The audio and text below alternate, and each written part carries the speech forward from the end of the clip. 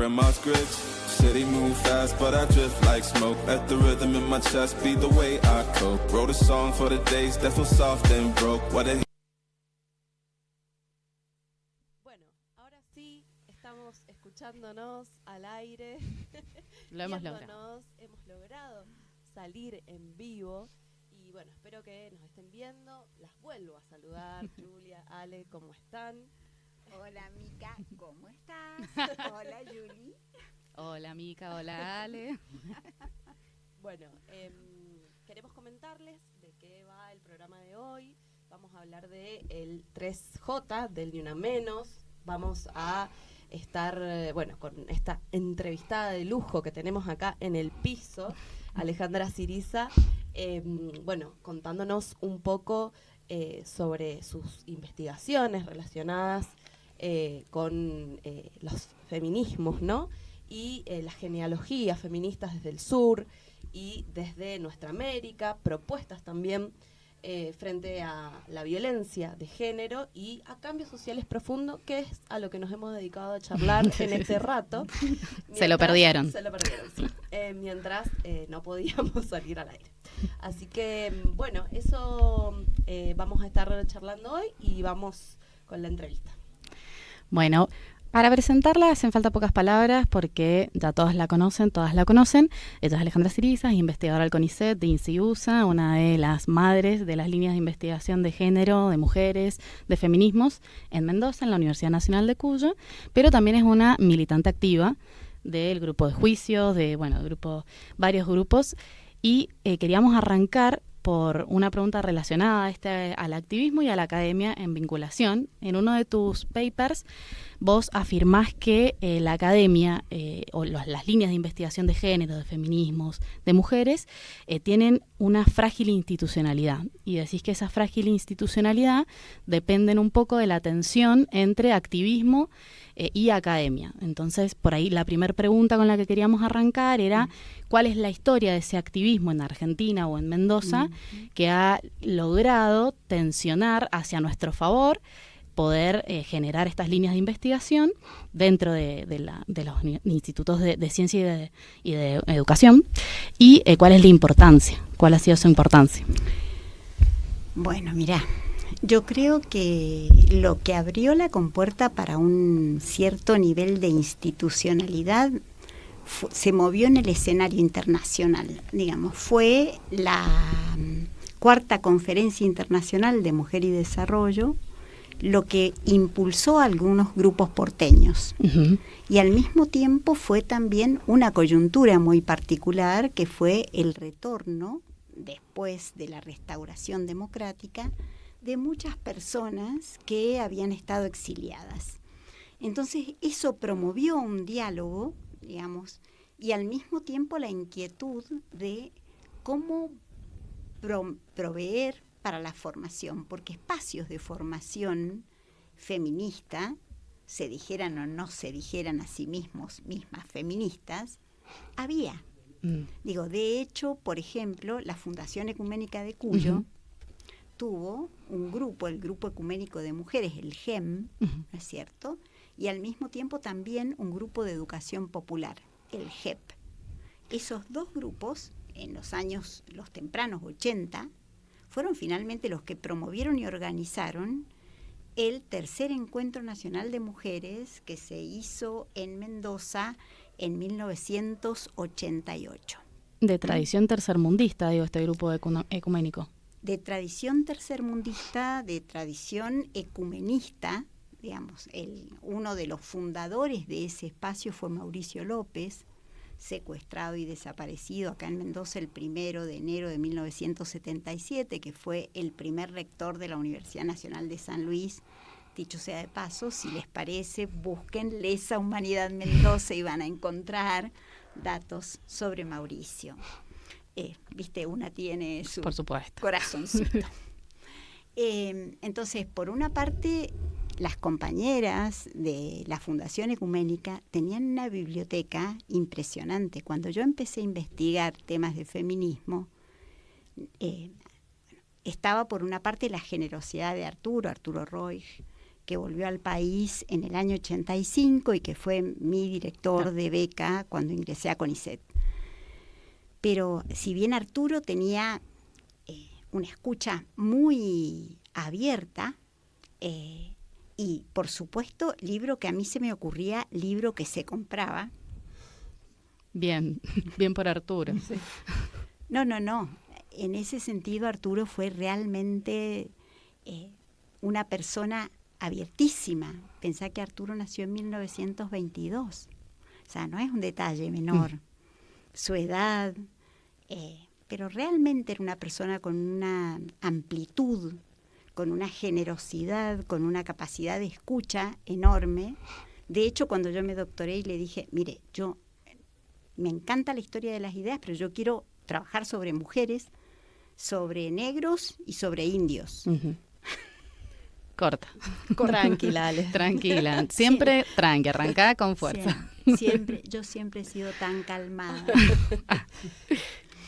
Así es que yo creo que esos espacios de formación no estaban en la universidad, empiezan a aparecer a inicios de los 90, pero, digamos, existían otros espacios de debate, otros espacios de encuentro, otros espacios de formación, como la Fundación Ecuménica.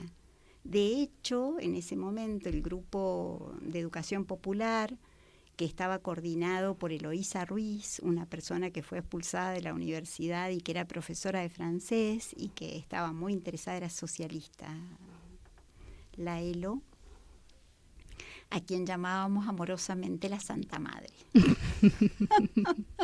Tremenda. De Santa no debe haber tenido mucho, me imagino. Fumaba particulares 30 como yo, entonces nos mandaban a las dos a la misma pieza porque apestábamos. Como esta sala antes de que viniera. Sí. Así es que, bueno, esos espacios existían. Por otra parte, bueno, fue el momento de retorno de muchas personas del exilio, fue el momento de retorno, por ejemplo, de Sofía D'Andrea, fue el momento de retorno de Nora Llaver. Las nombro a ellas porque son personas muy cercanas y con las cuales organizamos la primera colectiva feminista rabiosa acá en Mendoza, que se llamaba Las Juanas y las Otras, que nació en 2001. Entonces siempre nosotras, en el caso de la Sofi, la Nora y yo, setentistas, nuestra idea siempre tuvo que ver con pensar la transformación social, ¿no es cierto? Y al mismo tiempo pensar la formación política, porque el feminismo es una praxis. Uh-huh. Por supuesto que necesitamos teoría, pero es una praxis de transformación de las relaciones patriarcales en el mundo. Entonces, me parece que nos interesaba, sí, discutir temas teóricos, cosa que hacíamos en la colectiva, pero también nos interesaba muchísimo intervenir en la realidad. Claro. Entonces, bueno, ese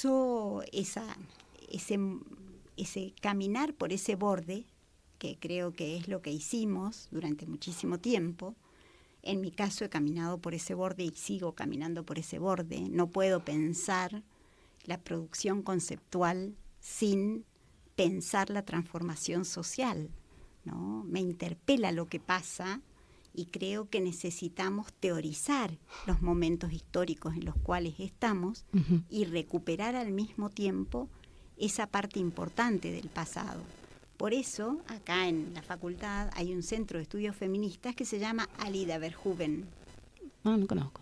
Y se llama Alida Verhoeven porque es un homenaje a quien fue la acopiadora de la primera biblioteca feminista que yo conocí acá en Mendoza. Y además de eso, una teóloga feminista protestante muy importante, lesbiana ella además. Mira. Entonces, me parece que todos estos asuntos son asuntos de los cuales no se habla mucho, ¿no? Porque cuando se habla de los feminismos en la academia, se piensa fundamentalmente en la recepción de ideas, ¿no es cierto? ¿Qué hiciste? Y leí a Simone de Beauvoir, Uh-huh. o leí a Butler, o leí jamás una marxista, por supuesto.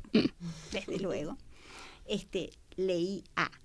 Pero no es solamente un problema de leer A, sino es un problema de qué clase de preguntas tenés ante la sociedad en la que vivís, ¿no? Claro. ¿Qué clase de experiencias previas a tu experiencia hay en esa sociedad? Entonces, por eso a mí me parece tan importante el trabajo sobre genealogías feministas, por eso me parece tan importante esto de decir, a ver, los feminismos no nacieron ayer. Tienen distintas raíces, tienen distintas trayectorias, unos más continuos, otros más discontinuos. Claramente las tradiciones subalternizadas son mucho más discontinuas y las periferias geográficas son también un factor de opacamiento. Durante muchísimos años, el feminismo argentino era en realidad el feminismo porteño. Uh-huh.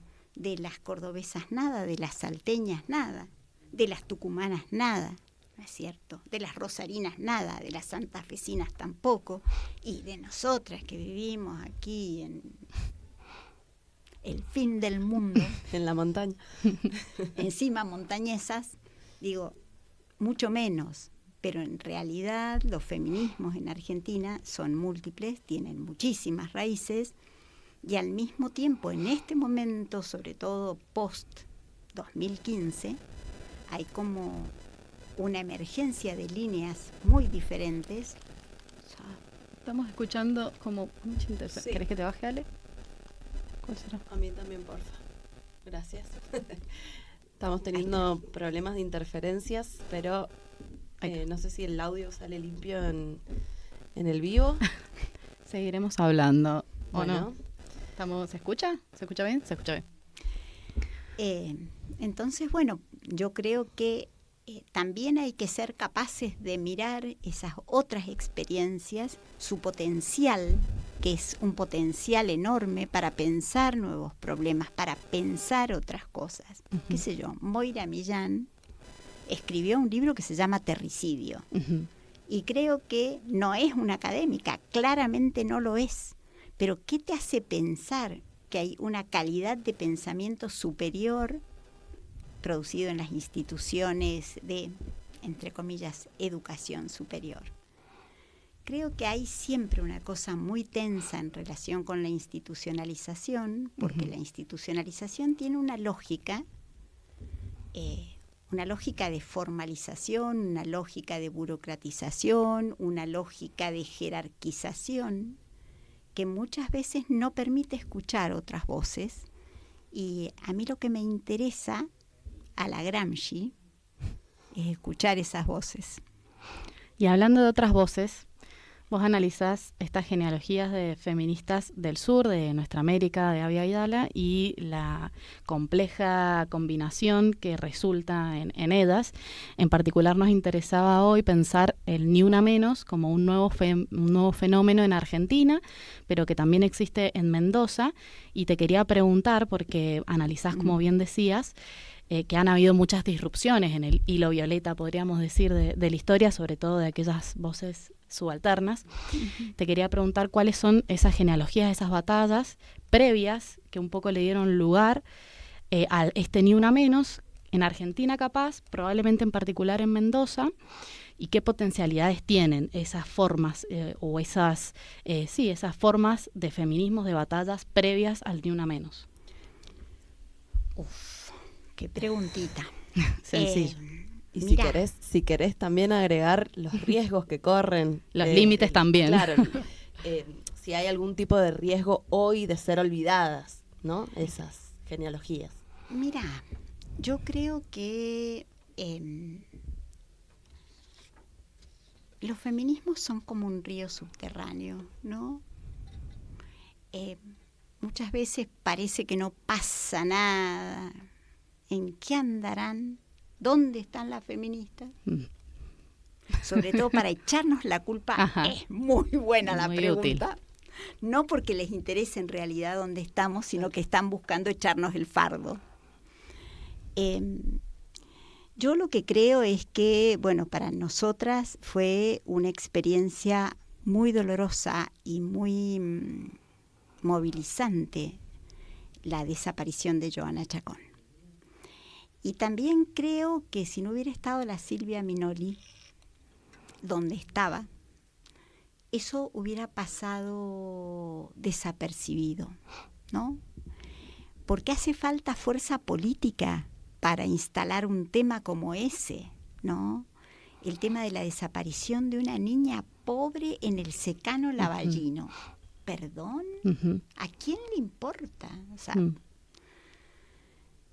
pero la Silvia no solamente movilizó a la comunidad escolar, sino que dijo, acá me tengo que ir a Mendoza, acá tengo que ir a batir en otro lugar. Y creo que tuvo una fuerza, un empuje y una capacidad de movilización que fue muy impresionante y encontró complicidades. O sea, y creo que entre esas complicidades, creo que su primera cómplice fue la Sofi de Andrea. Mansa, feminista, tremenda, que también de manera no casual era maestra, ¿no? Y directora de un jardín, El Amanecer, de un jardín en un barrio perdido del fin del mundo, ¿no?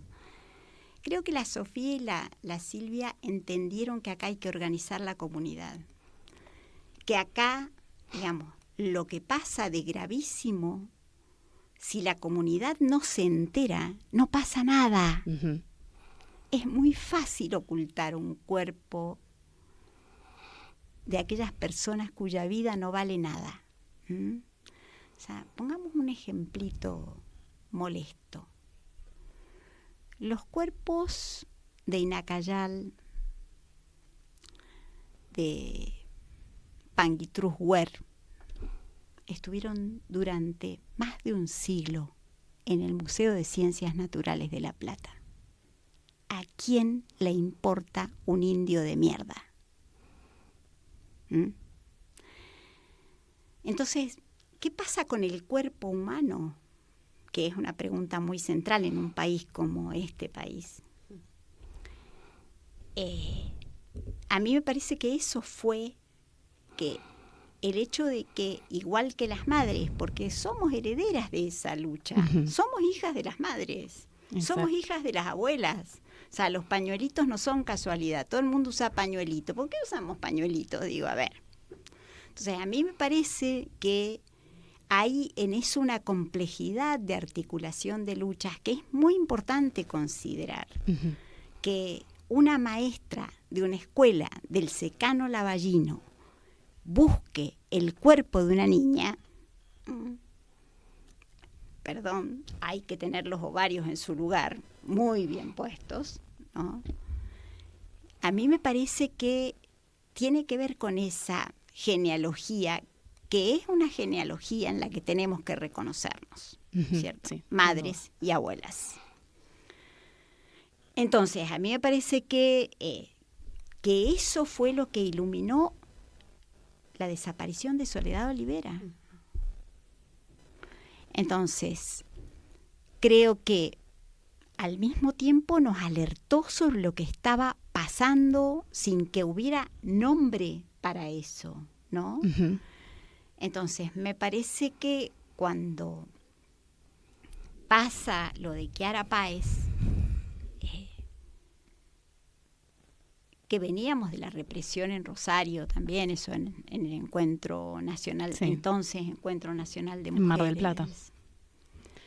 En Rosario. Antes. En Rosario. En Mar del Plata también en 2015, pero ya había pasado el Ni Una Menos, ¿o no?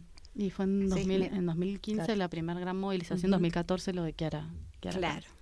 Entonces, a mí me parece que es como la indignación que se va acumulando, es como todo el mundo se sorprende con los ríos de montaña, ¿no?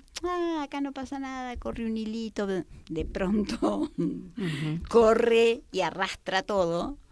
Y a mí me parece que lo que pasó ese 3 de junio fue eso. la acumulación de la rabia, Ujú. la acumulación de mucha rabia, porque nosotras venimos perdiendo desde hace siglos, ¿no?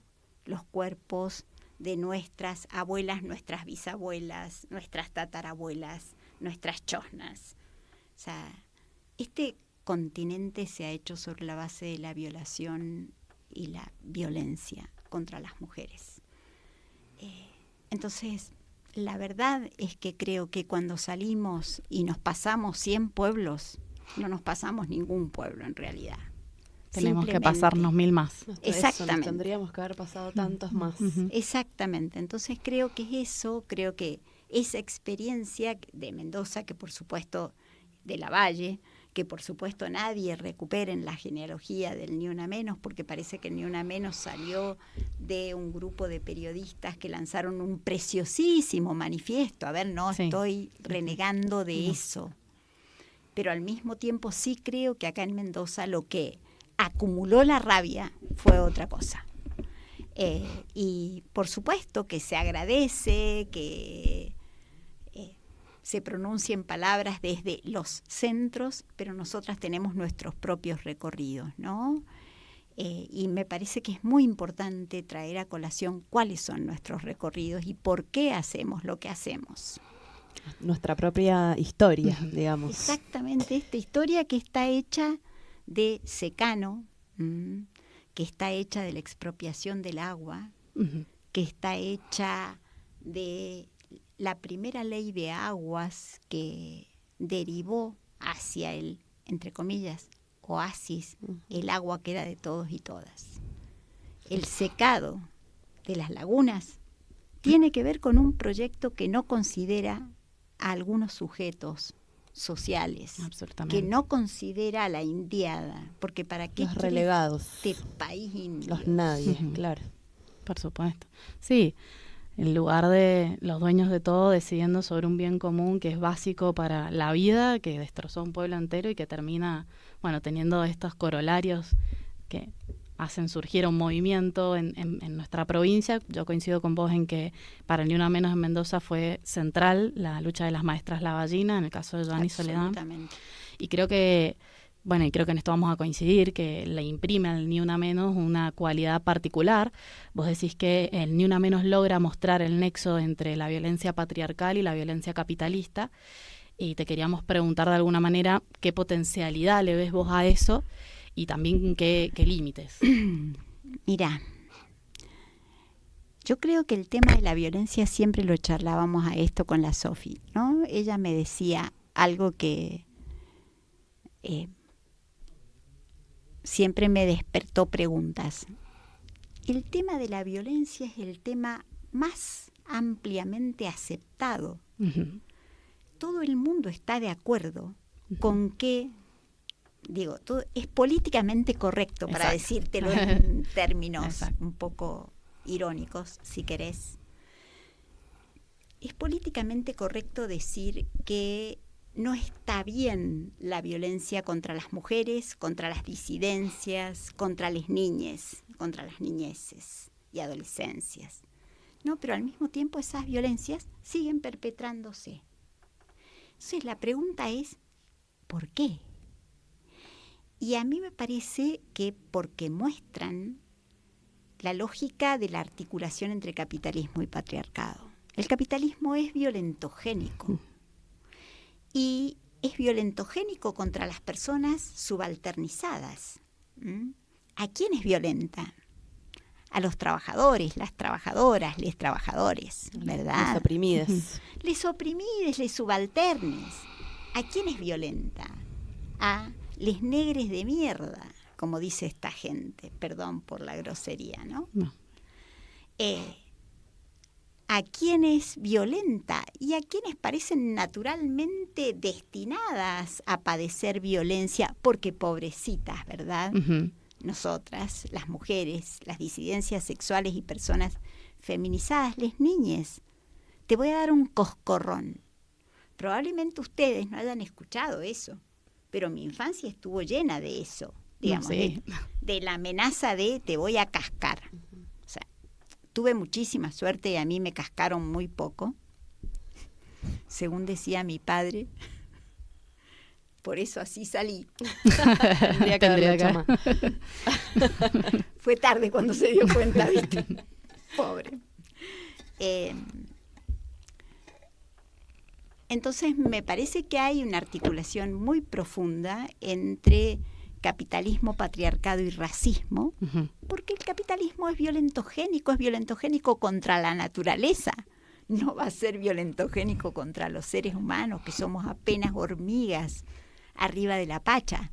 Digo, entonces me parece que la lucha contra la violencia, si no es al mismo tiempo una lucha que tenga un horizonte amplio, porque si vos creés que estableciendo protocolos vas a parar la violencia, no digo que no sean necesarios, Julia, sí. Creo que los necesitamos, creo que la ley, Rousseau lo dijo de una manera muy clara, tengo mis problemas con Rousseau, pero en este caso lo voy a venir a usar. Y una de las cosas que el tipo dice es que el contrato social, ¿no es cierto?, lo que hace, y las leyes lo que hacen es regular el abuso, ¿no es cierto? Impedir el ejercicio directo de la fuerza. Eso es lo que él pensaba. Y yo creo que protocolos y leyes nos sirven como una especie de barrera para detener el golpe. Pero en algún momento esa barrera se corre. De hecho, los avances legales que conseguimos están todos en peligro. Todos, absolutamente todos. La 27.610 empezando por ahí. Hablando de un tema menos consensuado, que es el tema de la legalización del aborto. Entonces, lo que yo creo, Julie, es que cuando la lucha contra la violencia patriarcal se convierte solo en lucha contra la violencia machista, ¿no es cierto?,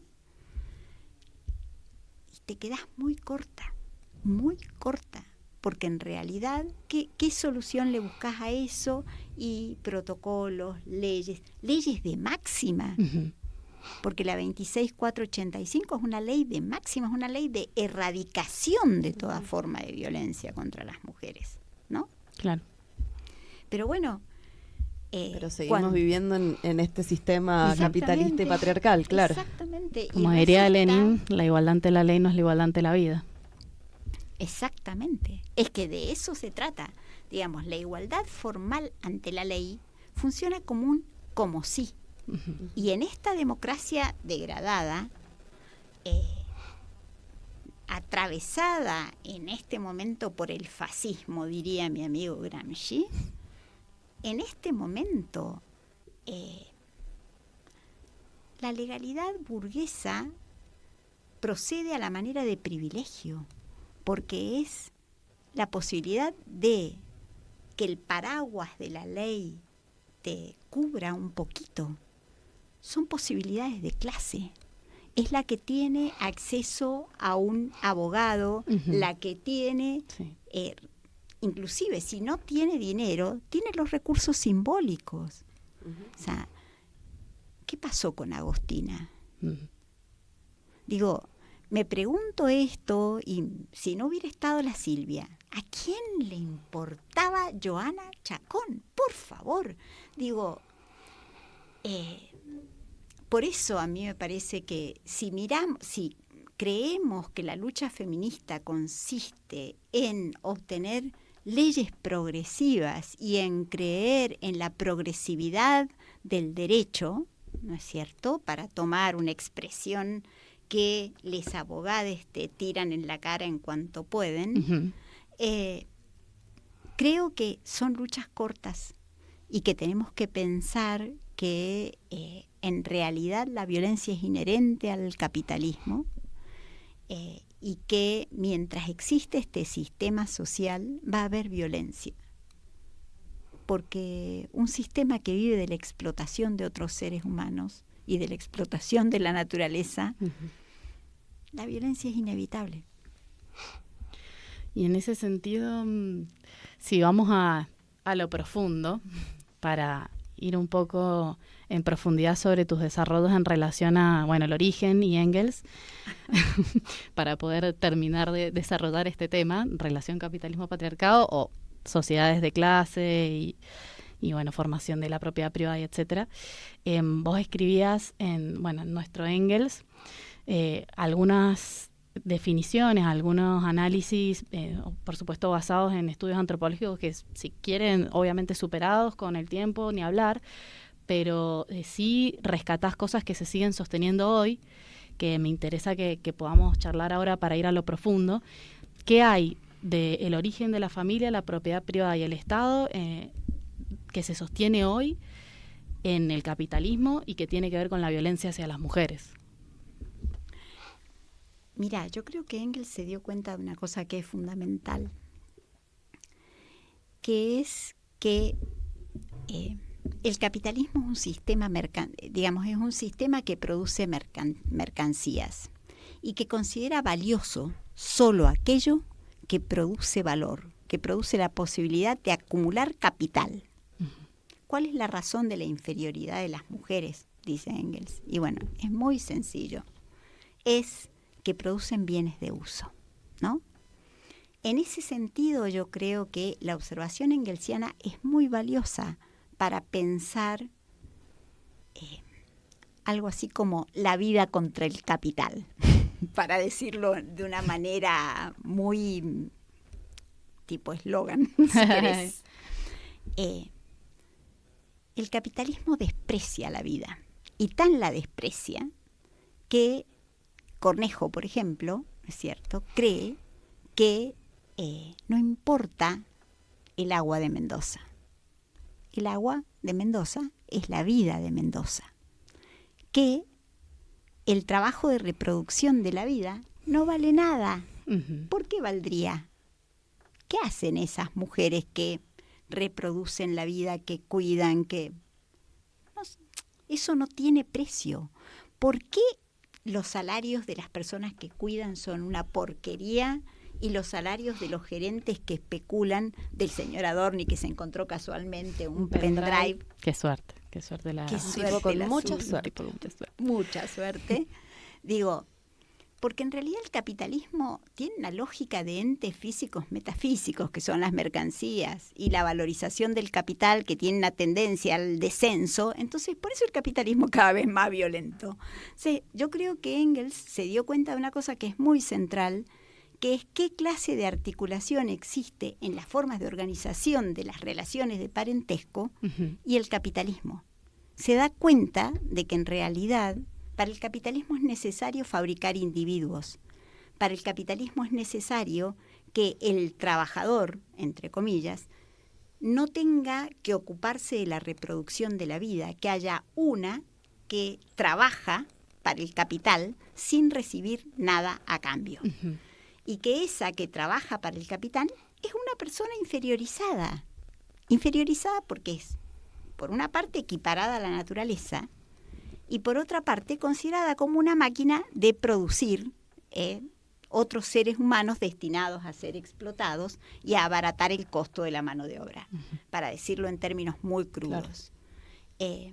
Yo creo que la gran lucidez de Engels es que se da cuenta que la forma de organización familiar no es natural, uh-huh, se da cuenta de que hay una trama entre capitalismo y patriarcado que hace que en el mundo capitalista haya un imaginario de individuos aislados que contratan. uh-huh, Por eso hace una crítica del matrimonio burgués, uh-huh, como una forma de contrato, igual que el contrato de trabajo, que en realidad te ofrece libertad, la libertad de morirte de hambre, claro, bajo diversas figuras, ¿no es cierto? uh-huh. Entonces creo que esa capacidad que Engels tuvo de darse cuenta que en realidad la única alternativa para los seres humanos es asumirnos como seres sociales naturales y asumirnos como parte de una comunidad para construir otra forma de relación en el amor y en el trabajo, diría el Federico. Ale, como para cerrar esta idea, porque aparte ahí ya nos están haciendo que tenemos que ir terminando, preguntarte qué conclusiones y sobre todo qué tareas políticas habilita pensar en esto, ¿no? En lo que venís señalando. ¿Qué posibilidades y qué líneas, ¿no? Hacia dónde tiene que ir la militancia feminista para pensar un mundo sin patriarcado y sin capitalismo? Mira, yo creo que hay momentos en los cuales las feministas abrimos los ojos y ponemos el hombro en luchas que parece que, entre comillas, no tienen nada que ver con el feminismo. ¿Qué tiene que ver la lucha ecologista con el feminismo? Yo creo que no es casual que las defensoras de la naturaleza sean mujeres mayoritariamente, que no es casual que sean mujeres y personas racializadas mayoritariamente, que no es casual que sean mujeres y personas subalternizadas por la clase, porque son las mujeres las que salen a denunciar la caca en corralitos, ¿no? Entonces, me parece que los feminismos son un movimiento muy flexible y muy amplio y es una enorme ventaja eso. Creo que hay cosas que son, entre comillas, clásicas de los feminismos, que es el derecho sobre el propio cuerpo. Lo que pasa es que ahí hay una trampa, Mica, porque el propio cuerpo puede ser considerado como una propiedad. Entonces vos tenés derecho a vender tu óvulo, a alquilar tu panza, a, bueno, distintas cosas que me parece que... Como una mercancía más. Exactamente, como una mercancía más. La libertad, en realidad, es libertad, entre comillas, de elegir, la forma suprema de la libertad burguesa, pero no es libertad en términos de libertad de toda forma de sujeción y de toda forma de opresión. Yo creo que para mí es indisociable la lucha por un mundo no capitalista de la lucha feminista. Creo que un mundo, digamos, que sostenga relaciones patriarcales y relaciones racistas corre el riesgo siempre de volver a empezar. Venía, de alguna manera, estoy leyendo un texto de Orwell, ¿no? Homenaje a Barcelona. A Cataluña. A Cataluña, que es al mismo tiempo un texto enormemente triste y enormemente y maravilloso, porque finalmente Orwell era un genio de la escritura, ¿no? El homenaje a Cataluña. Y pensaba en esto de la rebelión en la granja, ¿no? Que también trae a Orwell. Y creo que no solamente se trata de levantarse en contra de la opresión, sino de construir día a día un mundo distinto. Creo que en eso los setentistas no estábamos equivocados. Creo que pensábamos que había que construir el hombre nuevo, la mujer nueva, a medida que tratábamos de cambiar el mundo, y sigo pensando, parece que las derrotas no me hacen mella. Que las cosas son así. Y sí me parece fundamental que esto sea de manera amplia, discutiendo entre nosotras, siendo honestas en la discusión y al mismo tiempo tratando de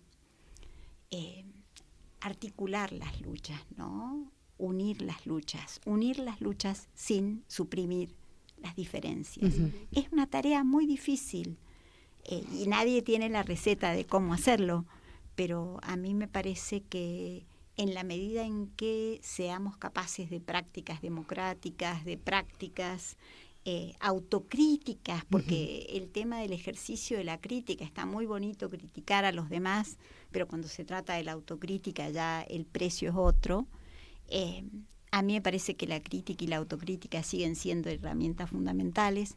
Me parece que en este momento la tarea es unir las luchas, y me parece además que los feminismos tenemos la ventaja, que es al mismo tiempo una fortaleza y una debilidad, eso hay que decirlo también, ¿no es cierto? Porque también es cierto que hay libertarias, eso, que es mentira que son libertarias, en realidad son fascistas, que se autodefinen feministas, y bueno, y tenemos que disputar ahí qué cosa es el feminismo, ¿no? Pero bueno, me parece que básicamente ni un paso atrás, como decían las viejas, y así será. Muchas gracias, Ale. Espectacular. Bueno, muchísimas gracias, Ale. Por favor. Ha sido un gusto tenerte en Ciencias Odiada, un programa que sabes que hemos levantado para defender este trabajo, el trabajo de recordar y rescatar la genealogía de las mujeres para una respuesta para el hoy, para el presente. Vas a estar siendo invitada. Muchísimas gracias, chicas. Un placer estar con ustedes. Gracias a vos. Bueno, vamos a una pequeñísima tanda y volvemos.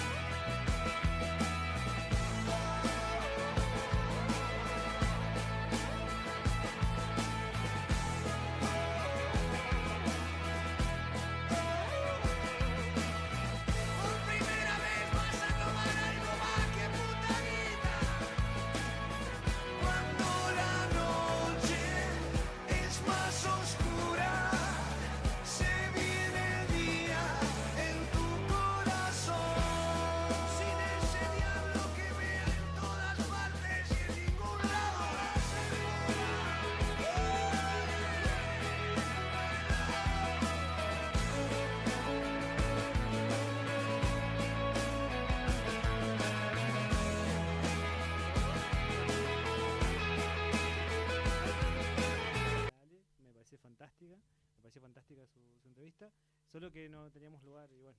Tenemos limitaciones técnicas y espaciales varias. Exacto, si no exactamente. Así es, así que bueno, ahora ya estamos los tres de nuevo. ¿Qué te pareció la entrevista? Muy buena, me parece muy sólida, como este tipo de caracterización de la lucha feminista, de lo importante de que las luchas sean visibilizadas. Me parece que eso está bueno, lo que contaba de tu mamá, no me acuerdo. Silvia Minoli. Silvia Minoli, ahí está. Entonces me parece que eso está bueno, y está bueno escucharlo, está bueno como traerlo al debate después del 3 de junio y después de lo último que ha acontecido. Me parece que estaba interesante la entrevista. Bueno, a mí me encantó. Y bueno, para rematar este programa tenemos un bloque sobre los datos, ¿no?, de la violencia de género. La idea es pasar un video que nos hizo en realidad nuestra conductora estrella, pero que hoy se encuentra en Entre Ríos, su provincia natal. Entonces, bueno, nos mandó ahí un videíto contándonos un poco, bueno, cuáles son los datos que nos enojan tantísimo, ¿no? Y bueno, los que también queremos combatir. No sé si lo tenemos, Ale. Hay casos que nos llenan de bronca Un poco y dejan una respondiendo, pregunta dando digo, vueltas. también Con Agostina Vega pasó eso. No solo fue el horror del femicidio, fue ver una familia contando los días de espera. La bronca de que no le tomaran la denuncia a tiempo. La bronca de saber los antecedentes del femicidio. Fue ver un fiscal felicitando a los perros por haber encontrado a Agostina muerta, como si fuera un éxito. Y expresar esa bronca de a miles en todo el país, porque sabemos que ningún femicidio es imprevisible. ¿Quién tenía que intervenir antes? En Mendoza, en 2025, hubo 10 víctimas directas de femicidio. En 8 de esos 10 casos había antecedentes de violencia previa documentados. 8. La violencia ya estaba. Había señales. Lo que no hubo fueron respuestas. Y mientras tanto, Milena Lagos dijo que el femicidio es un privilegio, que tipificar el femicidio legaliza que la vida de una mujer vale más que la de un hombre. Si uno mata a la mujer, se llama femicidio, y eso conlleva una pena más grave que si uno mata a un hombre solo por el sexo de la víctima, legalizando de hecho que la vida de una mujer vale más que la de un hombre. Vamos con los datos, Javier. En Argentina, cada 32 horas, un machista se convierte en un femicida. No hay estadística que muestre el fenómeno inverso. Los varones son el 50% de la población, pero entre los criminales que matan a hombres o mujeres, no hay paridad. El 95% son varones. El problema no es que la ley discrimina. El problema es que existe un patrón de violencia que los datos confirman en cada provincia, en cada año y en cada caso. Nombrar eso no es privilegio, es evidencia. El 3 de junio, mientras miles marchaban por Agostina y por todas, Patricia Bullrich salió a decir que la responsabilidad es individual, que no son las políticas del gobierno, es una persona concreta. ¿Qué hace el Estado antes de que esa persona concreta mate? La Dirección de Género de Mendoza tiene el 0,016% del presupuesto provincial. Somos más de 1 millón de mujeres en Mendoza. Eso da 970 pesos por mujer por año. 970 pesos para llegar antes de que sea tarde. 970 pesos vale la vida de las mujeres para el Estado. Con eso no se responde cuando hay antecedentes de violencia. Con eso no se protege nadie. Y para completar el cuadro, la senadora Lozada presentó un proyecto para penalizar las falsas denuncias de violencia de género con penas de hasta 6 años de prisión. El argumento: que las mujeres mienten. Las falsas denuncias son el 0,25% de las condenas. El problema real es el silencio. Solo 1 de cada 4 mujeres denuncia. Agregarle el miedo de ser penalizada por denunciar solo va a profundizar aún más ese silencio. Entonces, no es un problema individual. El Estado es responsable. Nuestras vidas valen. Por eso marchamos. Por eso nos organizamos y seguimos gritando, ni una menos. Vivas y libres nos queremos. Hay casos que nos llenan de bronca y dejan una pregunta dando vueltas. Con Agostina Vega pasó eso. No solo fue el horror del femicidio, fue ver una familia contando los días de espera. La bronca de que no les tomaran la denuncia a tiempo. La bronca de saber los antecedentes del femicidio. Fue ver un fiscal felicitando a los perros por haber encontrado a Agostina muerta, como si fuera.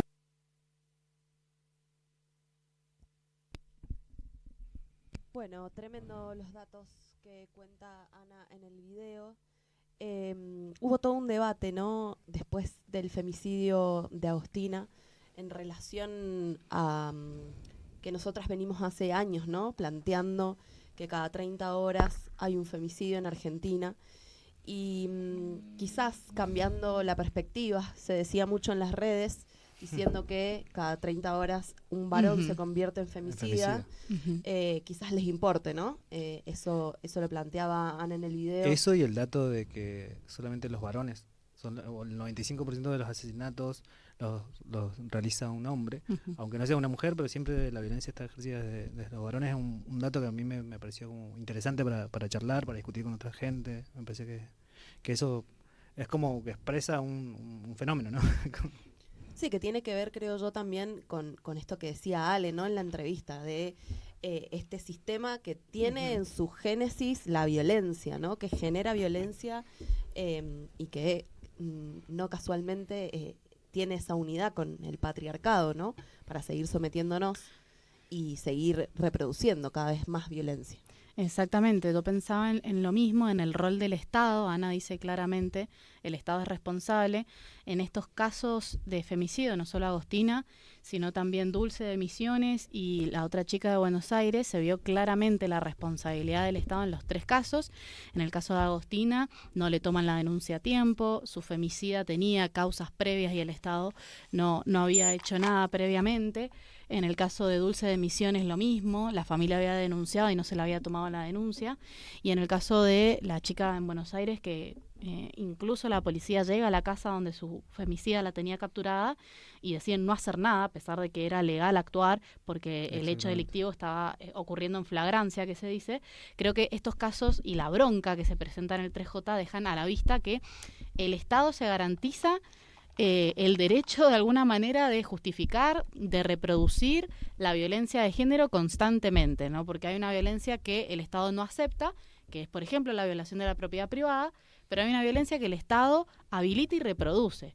Y esto creo que tiene que ver con lo que decía Alejandra, de que el capitalismo es un sistema desigual, es un sistema injusto, es un sistema con jerarquías, y es un sistema que necesita de las mujeres subyugadas, domesticadas, realizando 1.000 millones de tareas diarias de cuidado, de crianza, de limpieza, etcétera, etcétera, para la reproducción social de forma gratuita. Sí. Entonces es una necesidad del Estado capitalista seguir reproduciendo esta violencia. Me parece que es algo que tenemos que tener muy en cuenta las mujeres y que el 3J tiene que tener muy en claro cuál es el enemigo y hacia ahí apuntar. Que es el estado de clase, ¿no? El Estado capitalista. Exacto. Bueno, se nos ha consumido el Lamentablemente. tiempo. Se nos ha Lamentablemente. esfumado. Bueno, seguimos con algunos problemas técnicos al iniciar el programa, pero bueno, los pudimos resolver, pudimos hacer la entrevista, que Era eso lo era que lo que queríamos. más Muy nos interesante, importaba. Y bueno, pedirles a todos, a todas que nos sigan en Eso. las redes, Ujú. que sigan nuestro canal de YouTube, Ciencia Zodiada, que nos sigan en Instagram también. Y que mañana estará colgado el programa de hoy, probablemente. Mañana lo colgamos en nuestro canal. Sí, señor. Aunque no parezca, nuestros compañeros y compañeras de producción son lo más y posta están haciendo un trabajo enorme, pero bueno, decíamos recién, las condiciones Ujú. Sí, del espacio. del Le espacio. mandamos saludos a la Pame, le mandamos saludos a Nacho, le mandamos saludos a la Nati, le mandamos saludos, bueno, a Al Ale. todos. al Ale, que Está está operando en atrás este del momento vidrio. acá, atrás del vidrio. Sí. Bueno, eso, agradecerles y síganos en las redes y nos veremos en un próximo programa que no va a ser el viernes que viene, sino el otro. El 27. Me acaban de pasar un pendrive. ¿Qué Ah, tiene ya. Ale ese pendrive? ¿Será que tiene Bitcoin? ¿Seremos tan A lo suertudos sumo un como ciudadano Adorni? de los 90. Bueno, les contaremos entonces en 15 días, o sea, el viernes que viene no, el otro que era 27. 27. 27. 27, que nos encontramos en el pendrive y déjennos en los comentarios de YouTube y en las redes sociales en Instagram de qué tema les gustaría que hablemos, ¿sí? Así, bueno, capaz alguno Algunos de esos temas capaz están dentro Ujú, del capaz está en pendrive. el pendrive. capaz que también podemos agarrar el guante de la audiencia y bueno, preparar algún programa Tal cual. que vaya por ese interés. Así que bueno, Bueno, desde ya, muchas gracias. Julia, Mica. Lucho, Luciano Berruga. Bueno, muchísimas gracias. nos vemos en un próximo programa. Chau, chau. Chau, chau.